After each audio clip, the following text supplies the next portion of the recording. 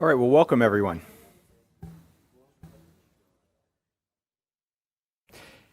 I'm Seth Freudberg. I am the head options trader of SMB Capital in New York. I am actually here located, we have an office in Philadelphia. This is where I live and grew up. But our main offices are in Midtown Manhattan, where we have a team of options traders who trade our capital. So today we're going to be talking about the top 10 qualities of successful professional options traders. And I want to give you a little background so you kind of understand the context of this. This is our trading floor in Manhattan, and we are what's called a proprietary trading firm. So a proprietary trading firm is a kind of company that's developed over the years, where investors put up capital, and then they hire traders whose job is to trade that capital. The investors take all of their capital, they get some margin from their broker, and they are able to actually expand the amount of capital that they can trade based on that. And then traders are hired, and each of them is given a capital allocation of that capital. Everyone's given a little bit of slice of that capital, and then the traders are trade the capital. And in our business, we say, you eat what you kill. The companies, we provide the capital to the traders. The traders then trade that capital. We ask for no capital contributions from the traders, which is very different from the way of a lot of other types of firms work, where they ask you to put up a portion of capital and then they will match it or double and triple or quadruple it. However, they will nonetheless require capital. And if you end up having losses, they'll ask you to put some more capital in. That's not the game we're in. We're in the game of providing capital outright to you. We then split the returns based on a formula. You get a certain amount of what you made. We get a certain amount of what you made. We're capital providers, obviously.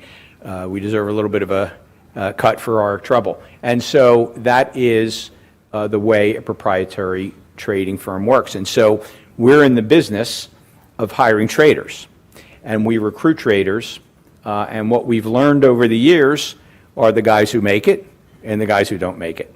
And so I thought you'd find it interesting today, because some of you here in the audience and on the internet who are watching may have plenty of capital, and you don't need anybody else's capital, and you're just looking for a way to get the best return on your capital or to create some income for yourself as a trader.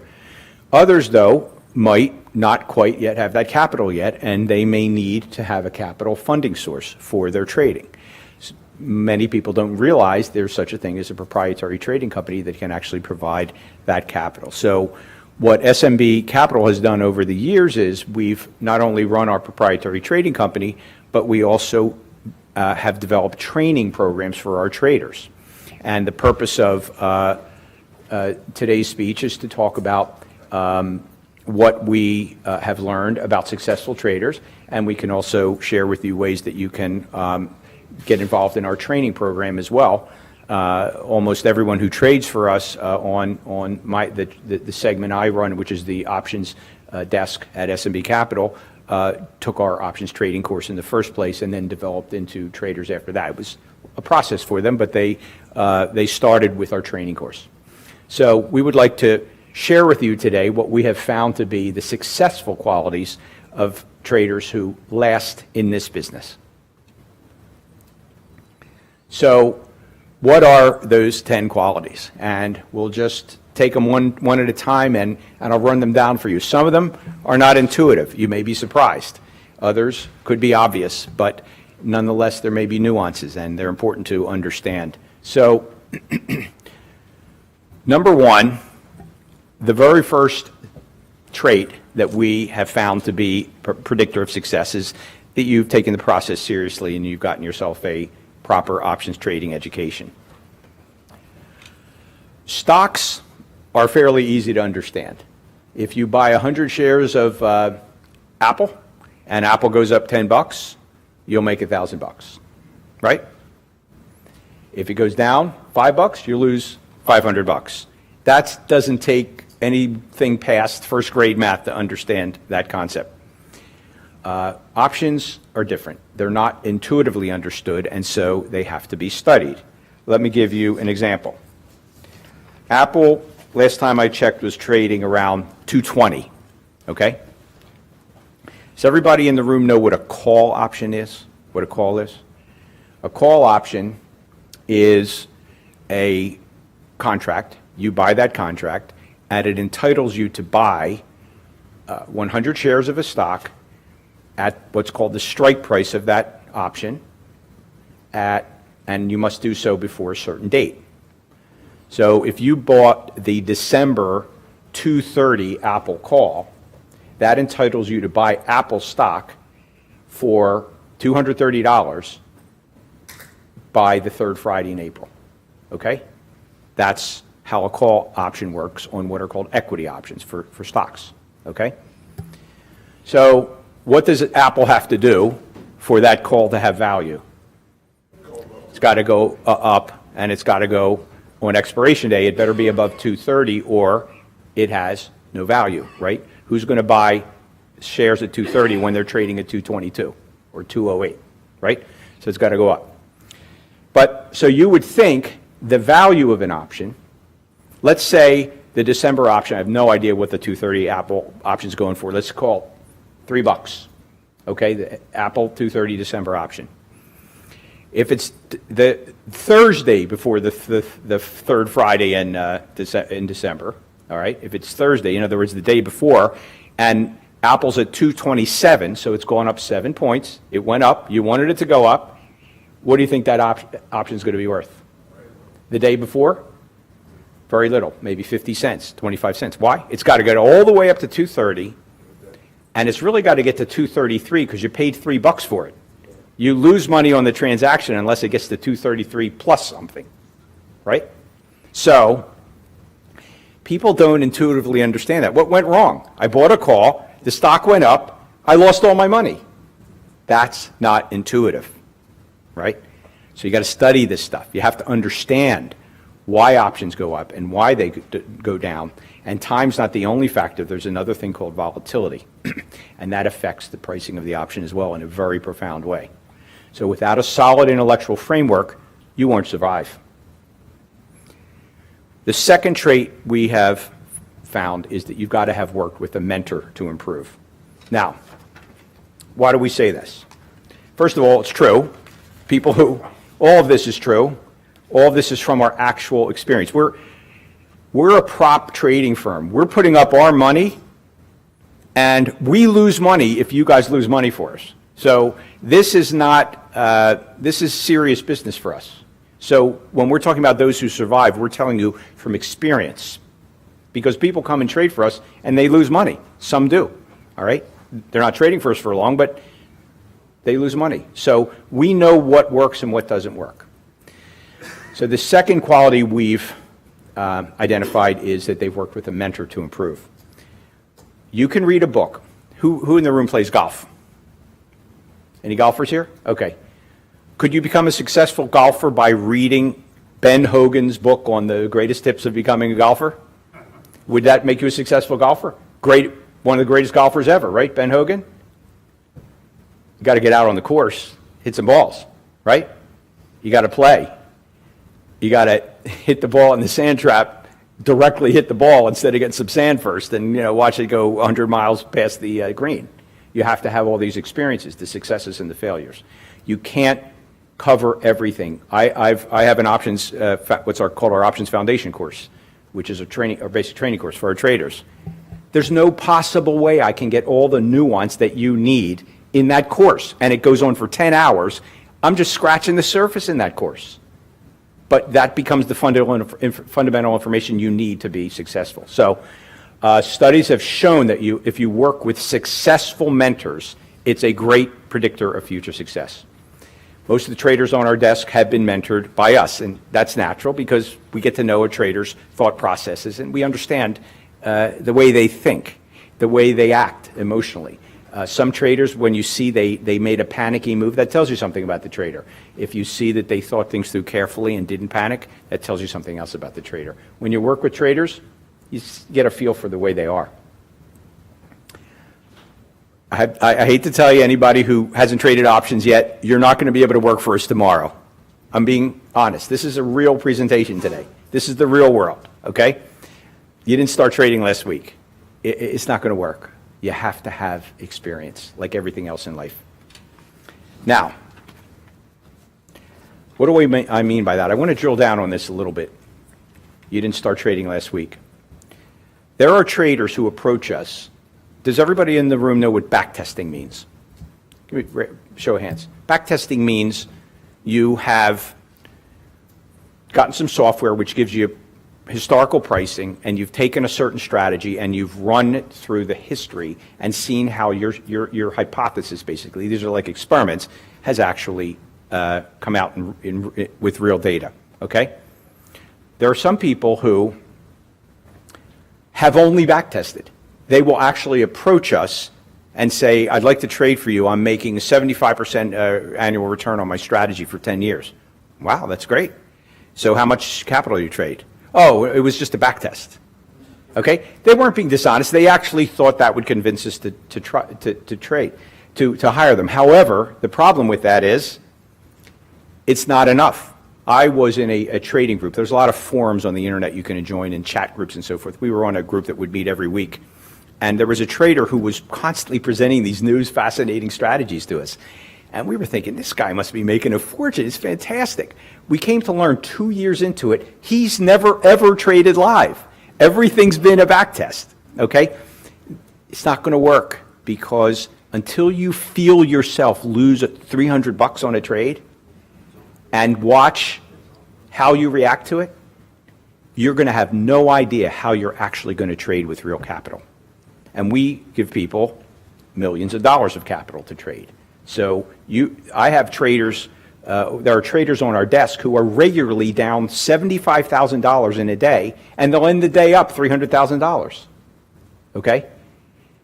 Most people, I'm guessing in the room, would have a little trouble swallowing having your account be drawn down $50,000 by 11 a.m.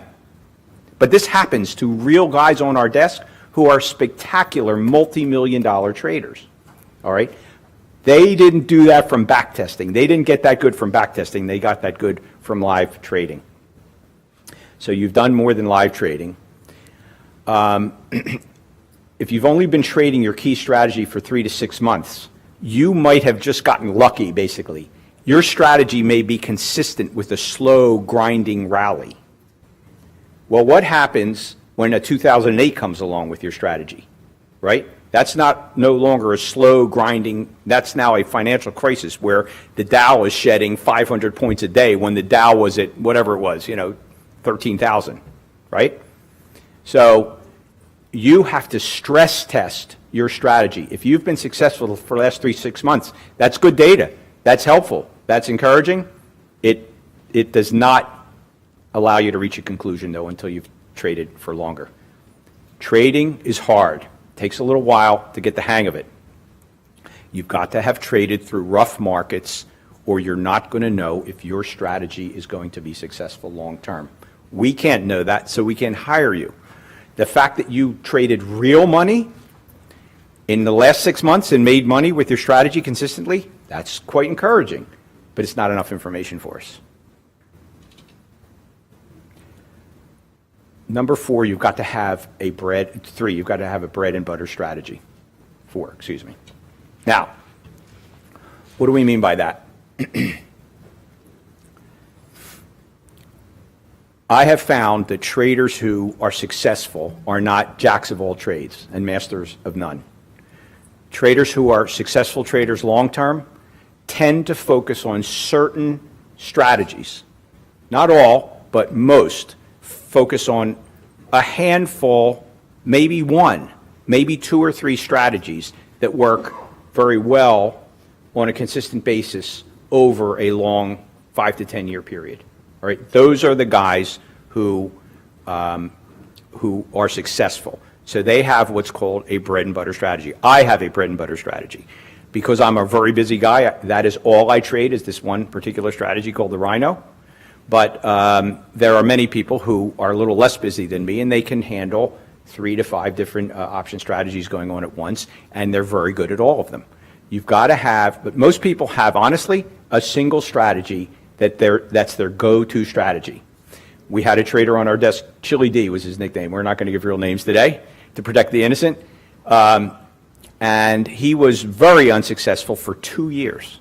And then, boom, he found a strategy that resonated with him, and that's important. Everybody has a trading personality. It started to work for him, and all of a sudden, he was making 50, 60% a year. He did a great job, and he was really, really struggling before that. So you've got to have your bread and butter strategy. Chili D was a good example. How do you know it's your bread and butter strategy? Every time you put the trade on, you say to yourself, I'm going to make money on this trade. Will you make money every time? No. But it has a solid basis. The strategy has a solid basis. So statistically, I'm going to make money on this long term. With me, every time I put a trade on, I think I'm going to win that trade. That lets you know it's your bread and butter strategy. And it holds up over time. You can trade it through a very rough market, and this strategy will prove to still have been valid. So you've got to have a bread and butter strategy. Everybody on our desk came in and said, this is the one where I'm hitting the home run. I can trade this for you guys. Number 5, you're neither trading a $1,000 account or a $2 million account. Now, that one, everything else I've said so far, you could say, all right, I understand that immediately. This one might be a little confusing for people. So let me explain. If you're trading a $1,000 account, okay, let me give you some examples. If you're trading a $1,000 account and you have a 10% loss, how much have you lost? $100. If you have a $1,000 account, you have a 10% loss on your account, you lost $100, okay? The minimum a trader gets when he comes to trade for us is $100,000. So he's trading a $1,000 account. He's down $9,000 now. This is the most he's ever been down on any trade, and then the trade ends up rebounding and he ends up making $5,000 on it, which is very, very common and very viable that would happen. You'd be $9,000 and come back and make $5,000. He's never going to get there. Do you know why? When he's down $1,200, he's going to panic and he's going to close the trade. Why? Because he's not used to those kinds of dollars. Large dollars freak people out. So I call risk, this whole issue is the issue of risk tolerance. I call risk tolerance a muscle. It's a muscle that has to be built. If you're trading a $5,000 account, okay, you can't start trading a $100,000 account the next day. Trust me, you will fail. 100% of the people who do that fail because you will panic, because you'll see your account drawing down much larger numbers than they ever were. Percentage-wise, it was fine. But because of the dollars involved, you'll freak out. And then you'll close every trade that's down a little bit of money, and you'll never make any money. But if you go from 5,000 to 7,000 to 9,000 to 15,000 to 18,000, and you do it slowly, you build that muscle. Every month, you want to increase it very gradually, every month. Don't make the mistake. I've been making money 3 months in a row. I made $1,000 on my $10,000. I'm up 10% in 3 months. That means I'm going to be up 40% for the year. I'm going to go mortgage my house, which I've paid off, take all that money, start doing this trade. I guarantee you, there's something called the options gods. As soon as they see you do that, you will lose. They're waiting for you to do that, okay? What's really going to happen is the trade will act normally, and you'll be down so much dollar amount. Percentage-wise, you'll be down 1%. Dollar amount, you'll be down $20,000. You'll freak out, and you'll close the trade, and you'll never give it the room it needed to make money. All right? So you've got to build your risk tolerance muscle slowly, successful. So guys who come to us and are trading a $1,000 account, I say, that's great, but you got to build your account up somehow a little bit, get up to at least $25,000, because we're going to give you $100,000 right away, and I don't want you panicking out of every trade, okay? On the other hand, if you're trading a $2 million account, and believe me, there are people who trade much larger than that right out of the blocks, very foolishly, okay? You should never, ever be trading that amount until you have traded for many years, okay? These guys, what happens is the opposite. They're bored, right? You give them $100,000 to trade. They're used to swings of $30,000, $40,000 a day. You give them $100,000 to trade. They're down $5,000. They're not even paying attention. Well, I want you paying attention. It's our money, right? So the high rollers get bored. The small rollers, so to speak, panic. So you have to kind of be in between. If you want to trade for a proprietary trading company, you have to have traded a little in between, all right? And that's a predictor of success. Number 6, your annual return is sufficient. Now, this is an important topic. Our general rule of thumb is we're not really interested in bringing traders on unless they have traded and made a return of about 30%. So it sounds like a lot, but it's 2.5% a month. And if you're an active trader, that's doable, but you've got to learn how to trade. Okay? When you say 2.5% a month, it's not such a scary sounding mountain, right? So still, it's a hell of a return. We are looking for traders who can basically average 2 to 3% a month. Now, some of our guys can do a lot more than that, but that's somewhat of a minimum for us, all right? So we want to see you bring in records that have 24 to 36 months of trading successfully, making about 2.5% a month. And we'd like to see you having gone back farther, because you could be trading even a 3-year period. Take a look at some of the charts around 2014, 2015, 2016. Those were very, very bullish markets, okay? You may have strategies that work very nicely when the market's going up like this, right? But it might not act so nicely when it does one of these, all right? So you have to make sure that your strategy has been tested against varying kinds of markets, all right? And so what we want you to do is back test and live trade for a minimum of 5 years. That way, even if you haven't traded for a full 5 years, you've at least back tested through rough periods to see, all right, what I do would have worked in those, or would have been okay in rougher periods. Another question is, how are you compared to the rest of our desk during the same time periods? If our traders are all having less than stellar times, okay, we don't expect you to be greater than stellar, right? So we do mark on a curve a little bit if it's been a very, very rough environment. February 2018 was a really, really rough thing for the kind of trading we do, which is called options income trading.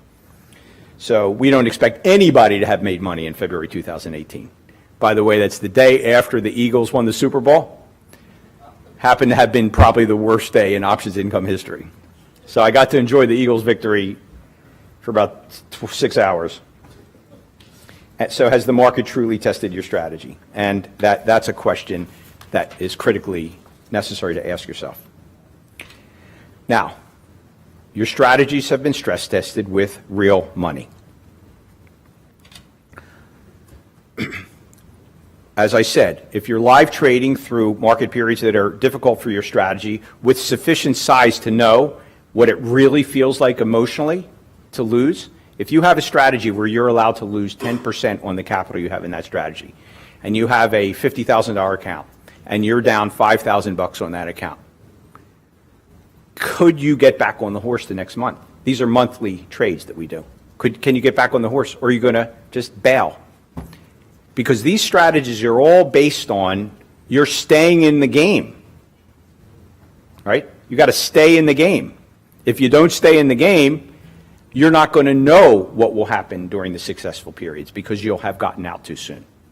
So You've got to have live traded, and you've got to know exactly how you felt the next day. You've got to know exactly how you feel during the trade. And if you can't handle that, you're not going to be able to handle $500,000 of people's money or $1 million of people's money. Okay? So if most of your strategy has been proved to us through backtesting, at least you've got to go back into the rough periods, because it's real money that gets burned if we have losses. So we've got to know this is going to hold up in a difficult period. So if you want ideas on how to test the validity of your strategy, go back to October of 2008, when there was the Great Recession, the beginning of the Great Recession, all right? When the market was shedding 3, 4, 5% a day. In the middle of the day, you'd have swings like that, okay? Let's see if your strategy holds up then. It might. Then you know you got something, right? Third quarter of 2011, there was a crisis in Europe over sovereign debt. There was a concern about European countries being able to survive based on their debt levels. August 2015, the Chinese stock market, one Sunday night, went bonkers, down 6%. S&P 500 opened down 100 points that day. Anybody who follows this knows that's a bunch, right? January 2016, there was a problem in the oil market. November and December of 2016, November, that should have said 2017 was when there was a big sell-off. 2018, last year.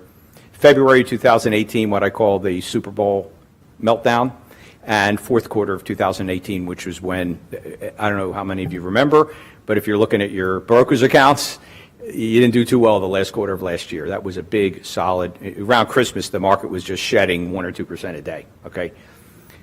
Could your strategy survive during those markets? Might not have made money, but did it lose an amount that was okay in the context of how much it typically makes? That's what you need to know, okay? So your strategies have to have been tested with real money. How am I doing on time? Okay, I'm okay. So, number 8, you didn't just get lucky. You have no idea. I just wait for it. When the market grinds like this, there's a whole cottage industry of guys who are doing what are called put credit spreads. I'm guessing a lot of people don't know what I mean, and maybe a few people in the room do know what I mean. It basically is a trade that makes money when the market's bullish, okay? As soon as 6 months of a grinding up market comes by, I just sit back at my desk and wait for the calls to come in. Seth, I should be trading for you. Why is that? You have no idea how much money I made in the last 6 months selling put credit spreads. And I had one trader once, one mentee, actually, a person I was mentoring, who said, trading put credit spreads is like stealing money from a baby. I had another trader telling me that it was a cash machine.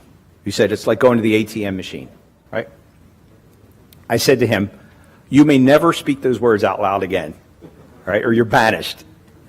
There is no strategy that is an ATM machine. There's no strategy that's a paycheck, all right? If there was, wouldn't everybody in the world quit their job and do that strategy?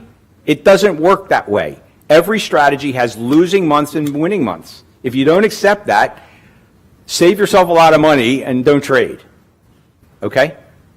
So if your strategy, okay, I know that's a weird term to put up on the screen, naked straddles and strangles, okay? This is not, I'm not trying to get weird here. These are terms in options trading, strangles and straddles. And if you're short an option at the same strike price on the call and the put, that's called a straddle, a naked straddle. Those can be very successful for a long period of time, and then all of a sudden you have nothing in your account, okay? If you do weekly option strategies, those can look really good for a while until kaboom, okay? You can have long shots. You can buy calls on something that's tubing. A call option goes up when the stock goes up. You could have a stock that's tubing. You buy a call option on that stock. and you just got lucky, and the thing reversed right when you bought it, and you bought it for real cheap because nobody was buying calls then. They thought the stock was just going to continue going down, right? You got lucky in a long shot. That does not make you a good trader. It means you made money on that trade. There is a huge difference between someone who makes money on a trade and a good, solid professional trader. A good, solid professional trader is losing on trades constantly. But they know long-term, statistically, on their trades, they are going to make money. And every once in a while, they hit a grand slam home run. So we have a trader who fortunately wasn't trading for us at this time, but he was with a firm that was selling deep out-of-the-money puts. Now, most of you might not know what I mean by that, but it's basically a put that's very, very far below the money, and he was selling them naked. Well, the S&P is trading at 2,900 or so right now, right? Suppose, and you can sell these. You could sell the S&P 2,000 put for July of next year, okay? And you'd probably get $50 for it. You think, hey, S&P going to lose 900 points in 6 months? You're not going to be feeling real comfortable if something really bad happens in the China trade war or an impeachment or there's a bubble somewhere, some kind of currency crisis like happened in Asia a number of years ago. You're not going to feel real good if all of a sudden it's March and the S&P's at 2,200. All of a sudden your $50 is not going to mean much when you're risking your whole account. Because if the market keeps going down and you've sold that 2,000 put and it goes down to 1,200, you're going to owe tens of thousands of dollars, okay, on your $50. So he was with a firm, and they were selling out of the money naked options, and their investors were the happiest people in the world. We make money every month, right? Until they close the firm. Because it sold off and they got a margin call and it was over. It was over, okay? So what you do is based on out of the money naked put options. Get away with it for a while. You may not be sleeping much, but at the end of the day, your account's going to be gone, okay? Number 9, you're a good fit for our team. This is important to me. I'm a human being. I work with people, right? What am I looking for with people? You have a passion for the markets. You love trading. I was in the insurance business for 22 years. I didn't really like getting up on Monday mornings much. I really enjoy getting up on Monday mornings now. I love when the market's open. I love trading. I took my computer with me once on a vacation. I didn't get away with it very often, but I took my computer with me once on a vacation and was back testing during vacation. It was fun to me, all right? I'm not expecting everybody to do that, but I'm a little bit of a nut, but nonetheless, it has to be something you enjoy and something you have a passion for. You got to work hard. Trading's not easy. To learn the strategies, to have the emotional strength to continue with them, it takes work. Some people aren't willing to do that kind of work. If you're not willing to work hard, you're not going to be successful. You have to have a passion for learning and growing because you have to learn how to adapt your strategies to what's going on in the market. All right? And finally, you're not a jerk. I have to be honest about it. There are some people, I just don't want to work with them. Honestly, they're not willing to share their strategies. They're not willing to listen to advice. And they're not cocky and boastful. But all of our guys are good guys because it's pretty easy to tell when someone's the alternative. So those are people who are a good fit for our team. And finally, and possibly most importantly, you're a mature trader. Now, what does that mean? I happen to be 60 years old. I don't mean age. I mean you're emotionally mature. This is really important. You know how to lose, okay? I just told you repeatedly that you're going to lose on some of your trades. Now, the kind of trading style we have, called options income trading, actually has a 70 to 80% win rate because of the statistical nature of it. You win a lot. Most trading's not like that.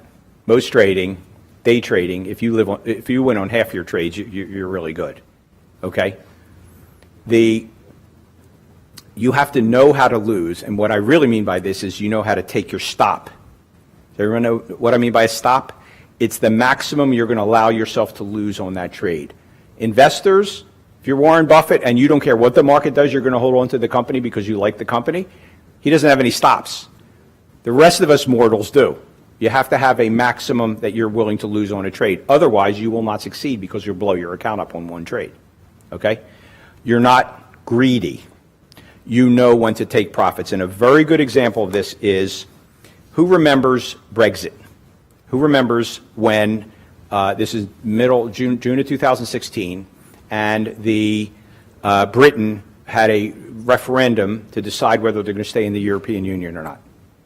Well, I was in Maui, believe it or not, at an options convention, crazily enough. And during the convention, the Brexit decision came down. I was out with my family. We were at a mall somewhere in Maui, and I looked down. S&P futures are down 100 overnight.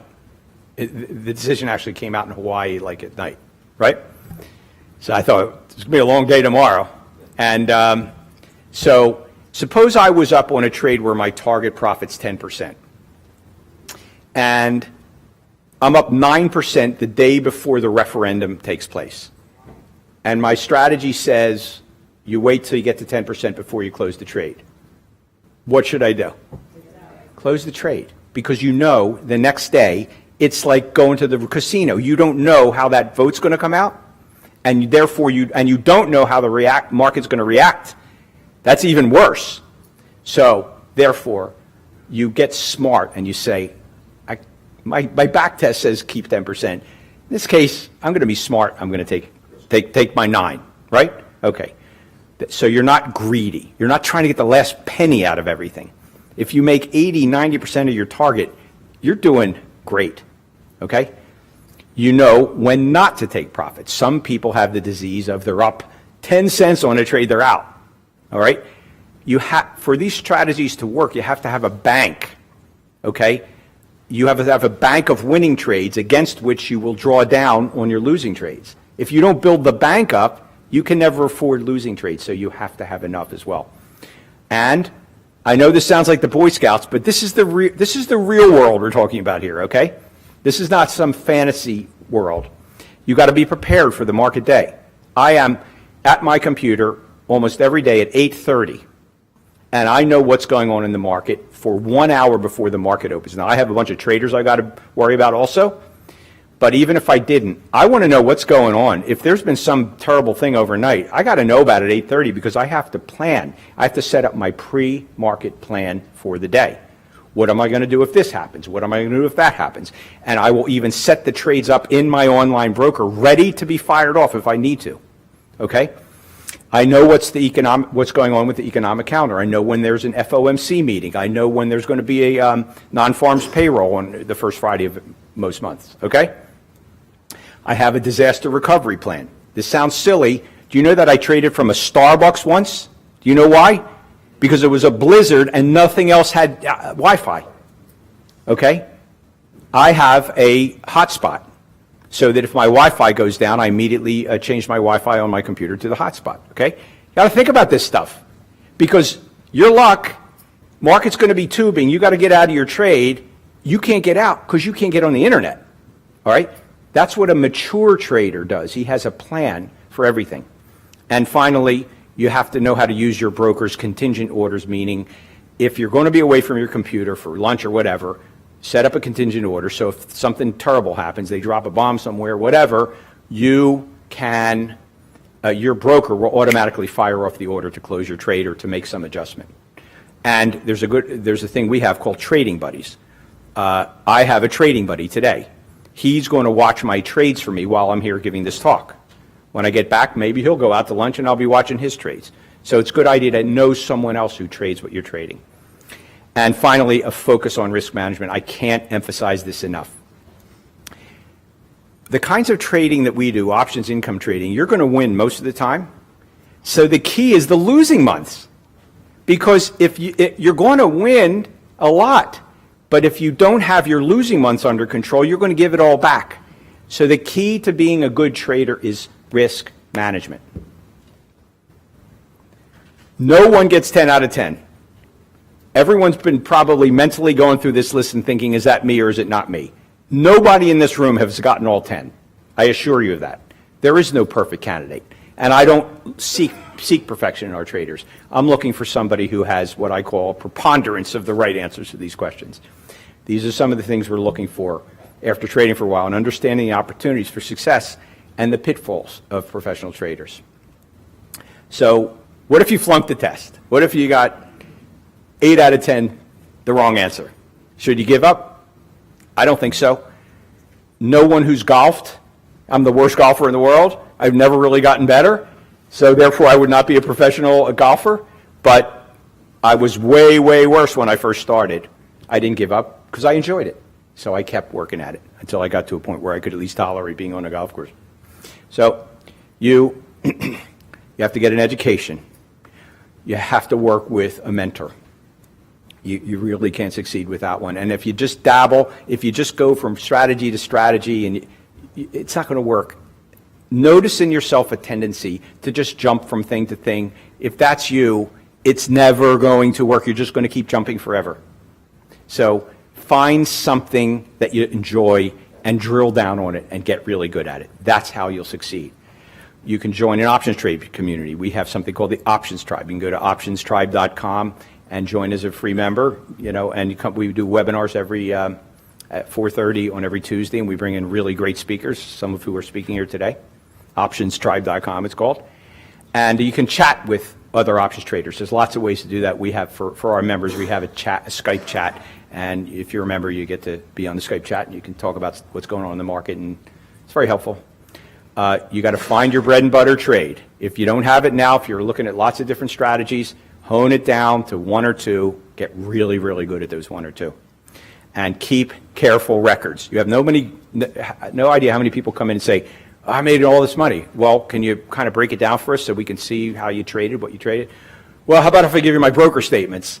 And I can't sit there and look at a broker statement and figure every transaction you made, so you need to break it down into a way that we can actually look at your trades and understand what's going on with those trades and understand your profitability.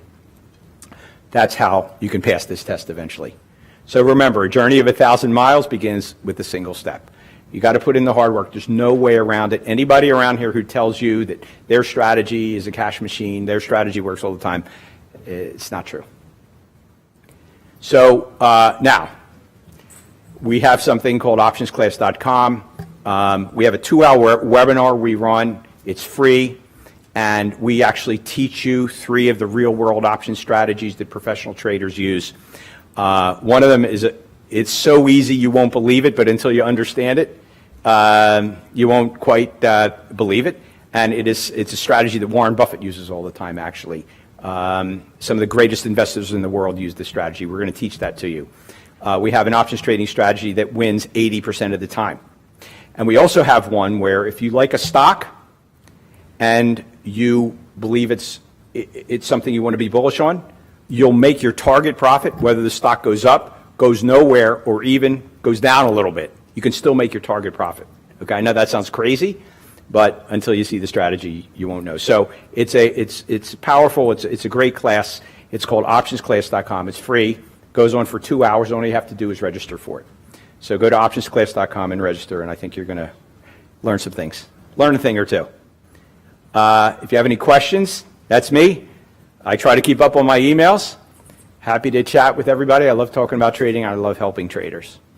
How much time do I have for questions? Do I have a little bit? Let's see. Well, I'm over. They'll probably kick me out, but I'll take questions until they do. You raise your hand first.